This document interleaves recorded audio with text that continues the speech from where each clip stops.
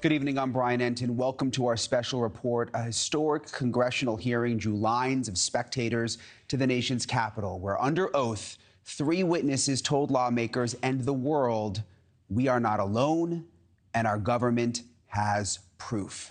Remember, this all started with Pentagon whistleblower David Grush, who sat down with investigative journalist Ross Coulthart for an exclusive interview with News Nation. He alleged the U.S. government has a secret crash retrieval program and claims it is in possession of UFOs, even bodies of dead pilots. David Grush sat before a House Oversight Committee this week alongside former Navy pilot Ryan Graves and Black Aces Squadron Commander David Fravor, both who say they saw something not of this world.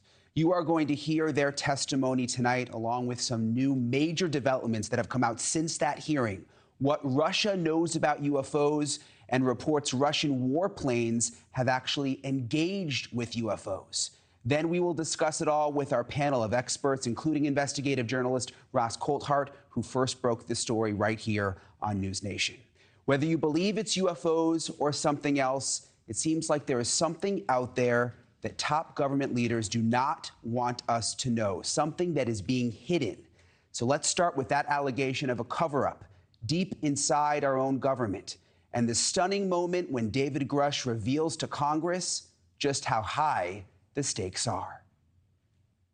Thank you for being here, brother. Thank you all very much. Have you faced any retaliation or reprisals for any of your testimony or anything on these lines? Yeah, I have to be careful what I say in detail because there is an open whistleblower reprisal investigation on my behalf, and I don't want to compromise that investigation by providing anything that may help provide somebody information. But it was very brutal and very unfortunate, some of the tactics they used to hurt me both professionally and personally, to be quite frank. Yeah.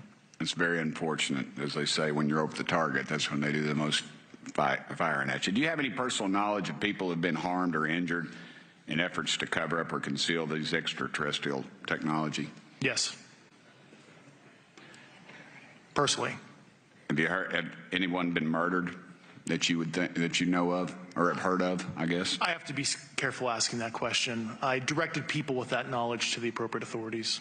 Maybe in a, if we could get in a confidential area, SCIF, we could talk about that. But unfortunately, we were denied access to the SCIF, and that's very unfortunate in this scenario.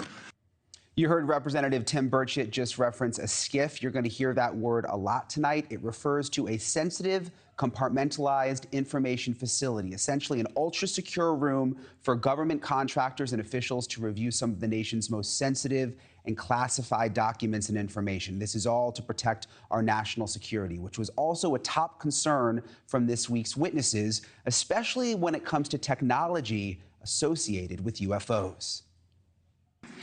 This is for any one of you. Based off of each of your experiences and observations, do you believe UAPs pose a potential threat to our national security? I'll do it. Yes, and here's why. The technology that we faced was far superior than anything that we had, and you could put that anywhere. If you had one, you captured one, you reverse engineered it, you got it to work, you're talking something that can go into space, go someplace, drop down in a matter of seconds, do whatever it wants, and leave, and there's nothing we can do about it. Nothing. Okay. You two? Well, I would also like to add, from a commercial aviation and military aviation perspective, we deal with uncertainty in our operating space as a matter of our professional actions.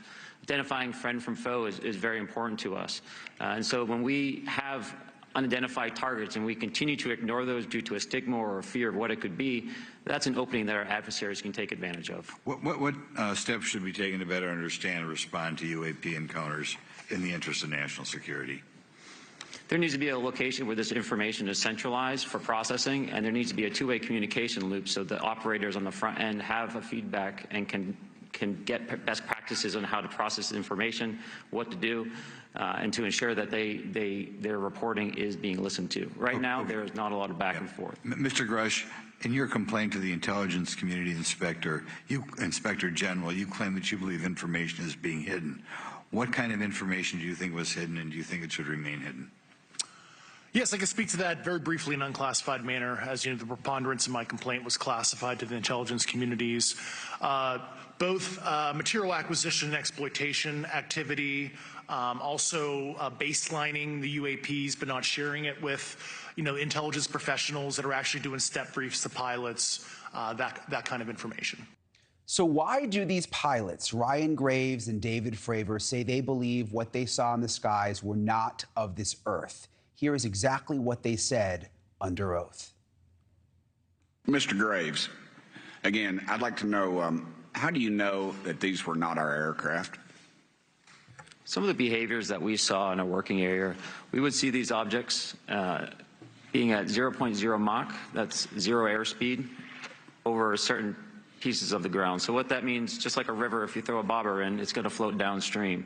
These objects were staying completely stationary in Category 4 hurricane winds. These same objects would then accelerate to supersonic speeds, 1.1, 1.2 Mach, and they would do so in very erratic and quick behaviors that I don't have an explanation for. Okay. Have you spoken to commercial and military pilots that have seen these off of our East Coast? I have. Okay.